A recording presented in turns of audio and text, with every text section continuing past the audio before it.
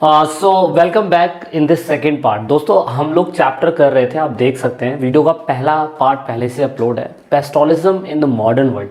हम ये देखने की कोशिश कर रहे थे कि इस चैप्टर के अंदर जो चरवाहों का जीवन है वो कैसा था।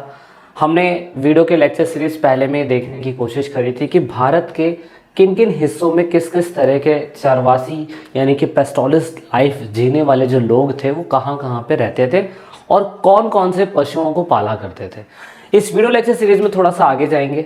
अगर आप ईपी फैमिली पे नहीं जुड़े हैं तो ऑफकोर्स ईपी फैमिली पे जुड़िए, क्योंकि टेलीग्राम अकाउंट आपको नोट्स प्रोवाइड करवाता है और किसी भी क्वेरी के लिए आप ई पाठशाला के टेलीग्राम अकाउंट के साथ साथ आप लोग कहीं ना कहीं हमारे साथ इंस्टाग्राम पे भी जुड़ सकते हैं। इस वीडियो लेक्चर सीरीज के अंदर हम सीखने के वाले किस तरीके से औपनिवेशिक शासन काल आया और पेस्टोरल लाइफ दैट मीन्स देहाती जीवन उसे किस तरीके से इम्पैक्ट हमें देखने को मिला। उसके बाद हमने देखना है कि किस तरीके से उनकी लाइफ इसके बाद चेंज हो गई एंड देन उसके बाद एट प्रेजेंट टाइम पे वो कैसे कैसे चेंजेस को यानी कि चरवाहों ने इन परिवर्तनों का सामना कैसे किया, हम इसमें पढ़ने की कोशिश करेंगे। मतलब कि अगर सिंपल शब्दों में देखने की कोशिश करें तो आपको ये अच्छी तरीके से पता होना चाहिए कि जो चरवासी लोग होते हैं बेचारे वो अपना नॉर्मल उनका काम था भेड़ बकरियों को पालना, ऊँट को पालना, कहीं पे कुछ और पाला जाता है इंडिया के अंदर। लेकिन ब्रिटिशर्स जैसे भारत के अंदर आते हैं तो उनकी लाइफ में किस तरीके से चेंजेस हमें देखने को मिला, प्रभाव देखने को मिला, and all this we understand in this video lecture series. एक एक करके समझते हैं। सबसे पहले व्हाई इट इज हैपेंड। अगर आप देखो तो औपनिवेशिक शासक काल जिसे हम कॉलोनियल पीरियड बोलते हैं, उस समय उस दौरान चरवासियों की जिंदगी में गहरे बदलाव आए। उनके चारागाह सिमट गए। इधर उधर जाने पर बाशिंदे लगने लगे, मतलब मेने बंदिशें लगने लगी और उनसे जो लगान वसूल किया जाता था उनमें भी वृद्धि हुई। खेती में उनका हिस्सा घटने लगा और उनके पेशे और हुनरों पर भी बहुत बुरा असर पड़ा। मतलब कि अगर आप शुरुआती समय पे सेकंड पार्ट खोलते हो, चाहे आप इंग्लिश मीडियम में हो, चाहे आप इंग्लिश मीडियम में हो, चाहे आप हिंदी मीडियम में हो, तो शुरुआती लाइन में ही आपको बता दिया गया कि कॉलोनियल पीरियड के आते ही जो चरवासी लोग होते थे उनकी लाइफ पे इम्पैक्ट कैसा पड़ रहा है। मतलब जो बेचारे वो लोग जैसे जैसे इलाके चारागाह यानी कि जहाँ पे उनके मवेशी चरेंगे, खाएंगे, पिएंगे, उनकी जैसे जैसे ज़मीनें कम होती जा रही थी और एग्रीकल्चर की ज़मीनें बढ़ती जा रही थी तो उनकी ज़मीनें कम होती जा रही है। ऐसा नहीं कि उनकी खुद की खरीदी हुई ज़मीनें, देखो शुरुआती समय में तो सारे इलाके जंगल वाले थे। शुरुआती समय में हर जगह खेती नहीं होती थी, लेकिन क्योंकि अंग्रेज़ों को हर जगह से टैक्स चाहिए था, अंग्रेज़ों को हर जगह से पैसा चाहिए था, तो एकमात्र कारण यही था कि जो जंगलवासी इलाके थे, जो बहुत बड़ी बड़ी ज़मीनें जो खाली पड़ी हुई थी, जहाँ पे सिर्फ और सिर्फ नॉर्मल झांगाड़ियाँ उगती रहती थी, बशेज़ उगती रहती थी, उनको खा पी के उनका गुजारा चल जाता था उनके मवेशियों का। लेकिन फिर वो इलाके कटते चले गए, कम होते चले गए और एग्रीकल्चर का इलाका बढ़ता चला गया और एग्रीकल्चर के प्लेसेस पे उनको टैक्स ज़्यादा मिलता था। इसी वजह से वो ऐसा करने लगे। एक एक करके रीज़न पढ़ने की कोशिश करेंगे। तो अगर आप सेकेंड पार्ट खोलेंगे तो आपको मिलेगा colonial rule and the pastoralist life.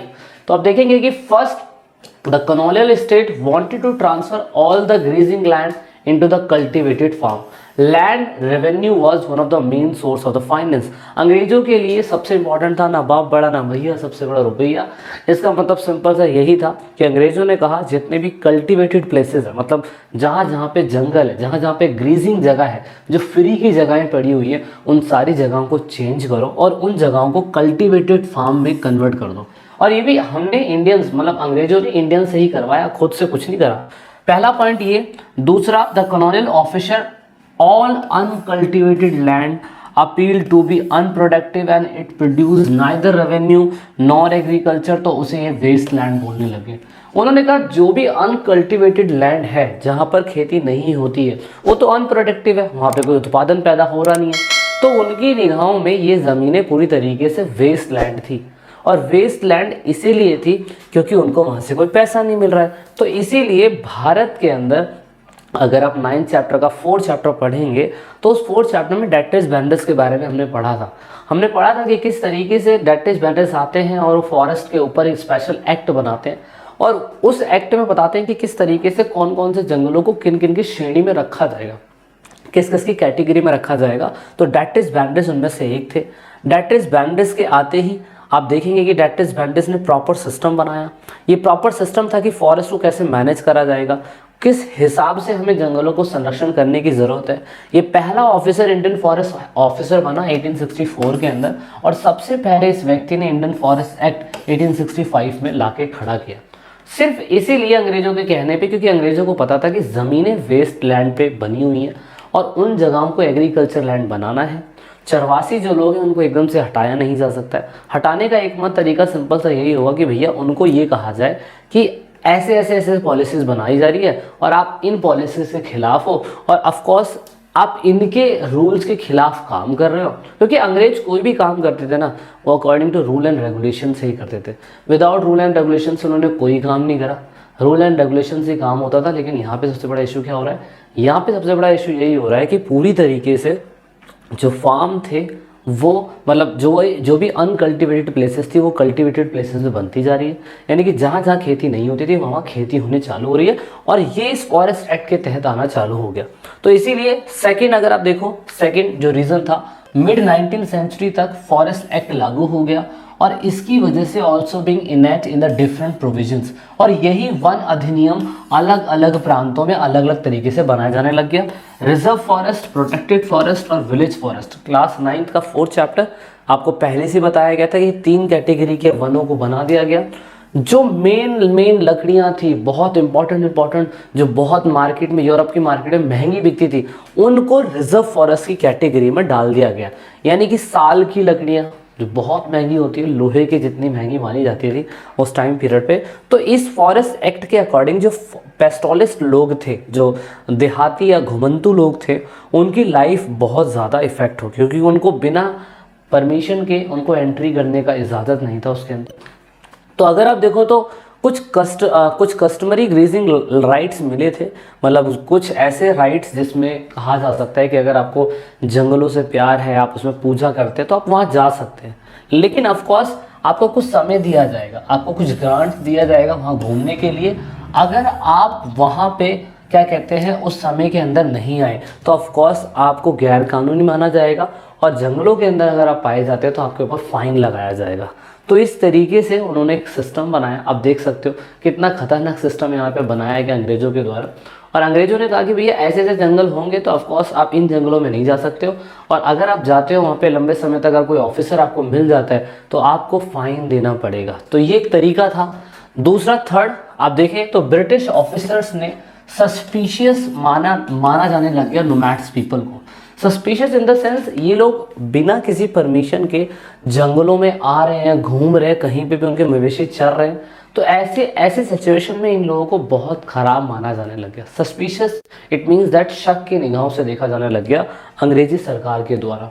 कारण सिंपल था, ये था टैक्स नहीं दे रहे हैं तो ऑफकोर्स कुछ ना कुछ तो रीजन देना पड़ेगा।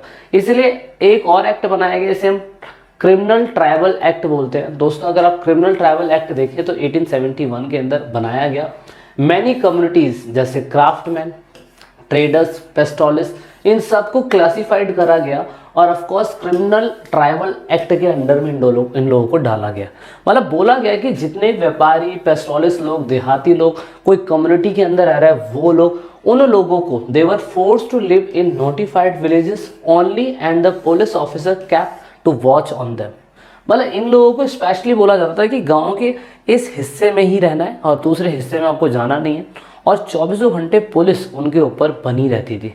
आप इससे ये अंदाज़ा लगा सकते हैं कि कहीं ना कहीं पुलिस जो थी पूरी तरीके से उनको प्रोटेक्ट मतलब उनको देख रही है, वॉच आउट कर रही है। वॉच आउट सिर्फ इसीलिए ताकि उन पर निगाहें रखी जा सके, है ना। अगर निगाहें नहीं रखी जाएगी तो फिर वो लोग फिर दोबारा जंगलों के अंदर से लकड़ियाँ काटने लगेंगे अपने एनिमल्स के लिए। ग्रीजिंग लैंड पे अगर कोई है तो ऑफकोर्स वहाँ पे भी कौन 24 घंटे देख रहा है। तो इसीलिए दूसरा एक और क्या करा गया, देखो चौथा कारण माना जाता है कि उन लोगों ने रेवेन्यू इनकम के लिए हर जगह टैक्स इम्पोज करना चालू कर दिया। ज़मीनों पे, कैनाल्स पे, वाटर्स पे, नमक पर, ट्रेड गुड्स पर, इवन एनिमल्स पे भी इन लोगों ने टैक्स बनाना चालू कर दिया।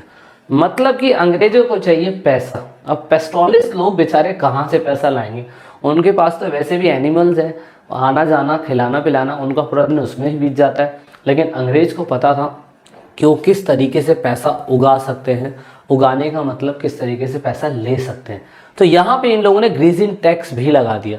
मतलब कि ग्रेजिंग टैक्स इंट्रोड्यूस करा गया मिड 19th सेंचुरी में इंडिया के उन सभी हिस्सों में जहाँ पे चारागाह लोग जो होते हैं अपने एनिमल्स को घास खिलाने के लिए लेके जाते थे। सपोज मान लीजिए कि ये जो टैक्स दिया जाता था वो टैक्स किया जाता था कि जितने भी मवेशी एक जगह पे चर रहे हैं या खा रहे हैं तो आप देखोगे कि कहीं ना कहीं उस पर भी टैक्स लगाया गया और ये टैक्स कंटिन्यू बढ़ता भी चला गया।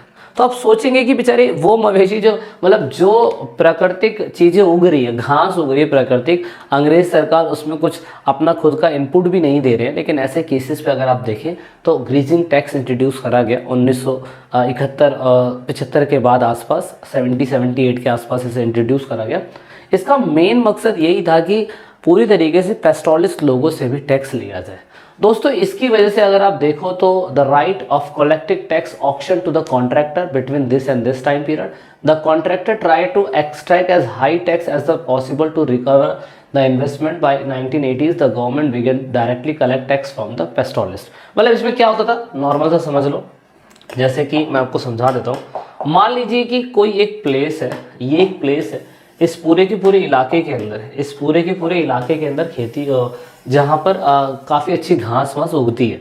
अब ऐसे प्लेसेस पे क्या होता था कि कोई नॉर्मल बंदा आता था और ईस्ट इंडिया कंपनी से कॉन्ट्रैक्ट ले लेता था, ईस्ट इंडिया कंपनी से कॉन्ट्रैक्ट ले लेता था कि इस इलाके के अंदर जितने भी घास पैदा होती है, इस इलाके के अंदर जितनी भी घास पैदा होती है, आप मेरे को इसका ज़िम्मा दे दीजिए, आप मेरे को इसका ज़िम्मा दे दीजिए।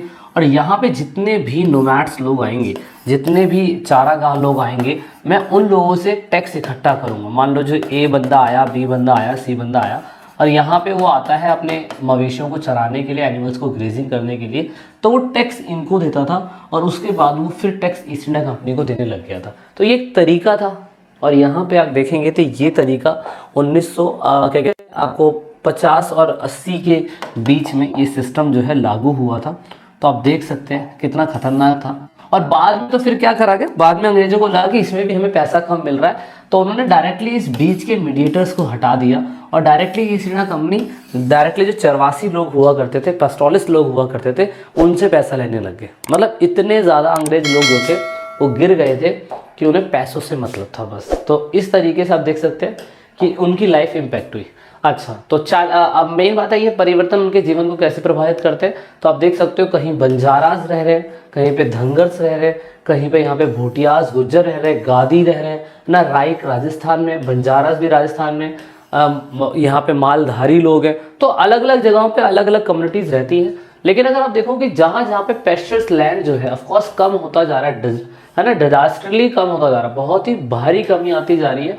तो आप देखेंगे इसकी वजह से क्या होगा, इसकी वजह से जिनके पास बहुत सारे जानवर थे, उनके पास बहुत सारे जानवर थे, वो अपने जानवरों को कम कर देंगे। तो इसकी वजह से lack of seasonal movement pastoralism did not allow to time and natural restoration of the vegetation growth. इसका मतलब सिंपल सा ये है कि होता क्या था इन लोगों के साथ, इन लोगों के साथ होता ये था कि मान लीजिए यहाँ पर घास होगी तो कुछ टाइम के लिए यहाँ पे आ गए, और उसके बाद कुछ टाइम के लिए फिर यहाँ घास होगी तो कुछ टाइम के लिए फिर यहाँ पे आ गए।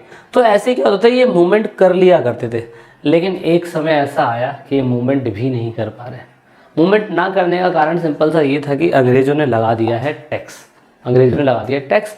तो इस तरीके से ये बेचारे मूवमेंट नहीं कर पा रहे हैं। तो इन लोगों ने क्या करना चालू कर दिया, इन लोगों ने पूरी तरीके से अपने ही खेती के इलाकों को क्या कहते हैं, मतलब खेती का इलाका तो कम नहीं कर सकते लेकिन अपने जानवरों को कम कर सकते हैं। बेचारों के उनके जानवर भी कम हो गए, खेती का इलाका या खाने को सही तरीके से जानवरों को ना मिल पाना, उसकी वजह से बेचारे इनके जानवर मरने लग गए और मरने की वजह से इनकी लाइफ भी इम्पैक्ट होने लगी। तो दोस्तों लाइफ इम्पैक्ट, जैसे कि जानवर मरने लग गए या जानवर कम हो गए, तो इससे उनकी लाइफ कैसे चेंज हुई, उनकी लाइफ चेंज ऐसे हुई कि इन लोगों ने अपने कैटल्स को कम कर दिया और ग्रुप्स में पालना कम कर दिया। तो इस तरीके से आप देख सकते हैं कि उन लोगों ने छोटे इलाके में, छोटे इलाके के अंदर नए जगह ढूंढने चालू कर दिए जहाँ पर वो टैक्स नहीं लेते थे। ये छोटा इलाका ढूंढा जहाँ पर वो टैक्स अंग्रेज नहीं लेते थे। तो ये इलाका बहुत मुश्किल से इनको मिलता था, नहीं तो ये लोग क्या करते होंगे, कहीं से चारा वारा काट के लाते होंगे और अपने एनिमल्स को खिलाते होंगे। लेकिन ऑफकोर्स कुछ ऐसी कहानी भी दे रखी है आपकी टेक्स्ट बुक के अंदर कि किस तरीके से अगर आप राजस्थान का राइक लोग देखेंगे, यहाँ पे मैप में दिखा रखा था मैंने यहाँ पे, तो आप देखेंगे कि ये राइक प्लेस है। अब बेचारे कुछ लोग यहाँ रहते थे, लेकिन 1947 की आज़ादी के बाद ये वाला पूरा जो प्लेस था वो पाकिस्तान को चला गया। और जब पाकिस्तान को चला गया राइक लोगों का, तो ऑफकोर्स उन्हें इंडिया के हिस्सों में ही रहना पड़ गया। और इंडिया के हिस्सों में जब रहने लग गया तो उनको नए प्लेस जो है इंडिया के आसपास के इलाकों में ढूंढने पड़े, जहाँ पे उनके एनिमल्स जो थे वो खाना, अपना चारा जो है वो खा सके। लेकिन दोस्तों हुआ सिर्फ यही कि इन लोगों को क्या कहते हैं, अपने झुंड के झुंड कम करने पड़ गए। और ऑफ कोर्स 1947 की स्टोरी आपको दे रखी है कि किस तरीके से राइक लोग हरियाणा के इलाकों में आए अपने एनिमल्स को चराने के लिए, क्योंकि पाकिस्तान जो था वो 1947 की आज़ादी के बाद वो उस हिस्से में चला गया था और हमारा हिस्सा इस तरफ आ गया था। तो वो विभाजन की वजह से किस तरीके से चारागाह जो लोग होते थे, पेस्टोलिस नोमैड्स लोग होते थे, उनकी लाइफ कैसे इम्पैक्ट हुई ये बताने की कोशिश करी जा रही है। कुछ रिच पेस्टोलिस थे जिन्होंने ज़मीनें खरीदी और वहाँ पे रह के सेटल डाउन हो गए, और इन लोगों ने वो काम धंधा, चरवासी का जो काम धंधा था वो छोड़ दिया और ऑफकोर्स दूसरे कामों में लग गए। लेकिन कुछ पुअर पेस्टोलिस लोग होते थे जिनके पास ऑफकोर्स पैसा नहीं था, जानवर भी कम थे, तो ये बेचारे लोगों से उधार लेने लग गए थे और मनी लेंडर से, और अपने सर्वाइव के बारे में सोचने लग गए थे। बहुत सारे लोगों ने अपनी कैटल और शिप्स को उस टाइम पीरियड पे छोड़ दिया, फिर बेचारों को लेबर बनना पड़ गया और फिर छोटे छोटे स्मॉल टाउन्स में ये लोग रहने लग गए। तो ये कहानी पूरी चरवासियों की है। लास्ट में अगर आप देखें तो पूरी तरीके से आप बोल सकते हैं कि उनका लाइफ पूरा बदल गया है। आधुनिक दुनिया के अंदर अगर हम देखें तो बदलाव काफ़ी कुछ आ चुके हैं। लोग आज भी जानवरों को पालते हैं, लेकिन कोई ऐसा प्लेस नहीं है कि उनको पर्टिकुलर जगह मिल जाए। गांव में भी लोग जानवरों को पाल रहे हैं, लेकिन उनके चारे के लिए व्यवस्था जो है उनको बाहर से खरीद के करनी पड़ती है ना। तो सेम ऐसा इंडिया के अंदर है, लेकिन आप देखें तो चरवासियों का जीवन सिर्फ और सिर्फ खराब इंडिया के अंदर नहीं है, इंडिया के बाहर भी है। तो इंडिया के बहुत सारे हिस्सों में चरवासी लोग हैं, ग्रेजिंग लैंड के लिए बेचारे ढूंढ रहे हैं और उनकी लाइफ इम्पैक्ट हो रही है। तो एनसीईआरटी के अंदर ये इंडिया के बारे में था। वीडियो की नेक्स्ट सीरीज जब आगे आएगी, नेक्स्ट पार्ट जब आगे आएगा, तो उसमें दूसरे लोगों के बारे में समझाया जाएगा कि किस तरीके से भारत के अलावा जो दूसरे लोग थे उनकी लाइफ कैसे इम्पैक्ट हुई। तो वीडियो के नेक्स्ट पार्ट में ज़रूर मिलेंगे। आई होप दैट ये वीडियो लेक्चर सीरीज़ आपके लिए यूज़फुल रहा होगा।